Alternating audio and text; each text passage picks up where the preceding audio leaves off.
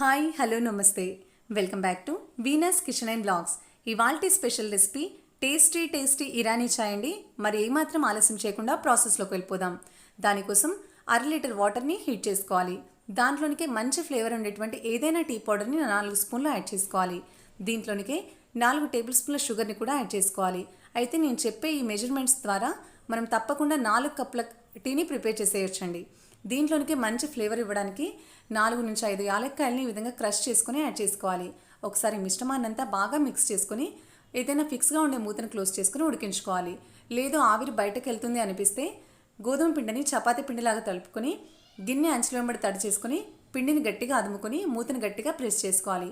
అప్పుడు ఆవిరి అనేది బయటకు వెళ్ళదు. ఇప్పుడు ఈ మిశ్రమాన్నంతా తప్పకుండా హై ఫ్లేమ్లోనే 25 నుంచి 30 నిమిషాల పాటు ఉడికించుకోవాలి. ఇప్పుడు డికాషన్లోనికి యాడ్ చేసుకునేటువంటి మిల్క్ని బాయిల్ చేసేద్దాం. దానికోసం ఫుల్ ఫ్యాట్ మిల్క్ని తీసుకోవాలండి. అప్పుడే టేస్ట్ అనేది చాలా బాగుంటుంది.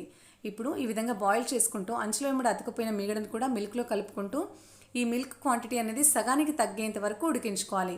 అప్పుడే మిల్క్ అనేది థిక్గా తయారవుతుంది, చాయ్కి మంచి ఫ్లేవర్ వస్తుంది.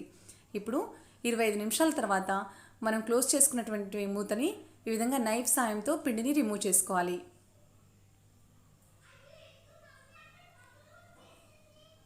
చూడండి, డికాషన్ అనేది చాలా స్ట్రాంగ్గా అండ్ థిక్గా తయారైంది కదా.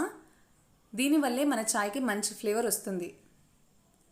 ఆవిరి ఏమాత్రం బయటకు వెళ్ళినా కూడా చాయ్ ఫ్లేవర్ అనేది నార్మల్గా వచ్చే ఛాన్సెస్ ఉన్నాయి. సో ఆవిరిని ఏమాత్రం బయటకు పోనివ్వకూడదు. ఇప్పుడు మనం ప్రిపేర్ చేసుకున్నటువంటి టీ డికాషన్ని ఫిల్టర్ చేసేసుకుందాం. ఒకవేళ మీకు ఈ టీ అనేది స్ట్రాంగ్గా కావాలంటే కాస్త డికాషన్ని ఎక్కువగా యాడ్ చేసుకోండి.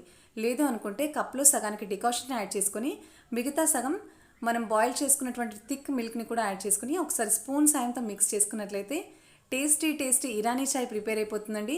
చాలా సింపుల్గా ఉంది కదా.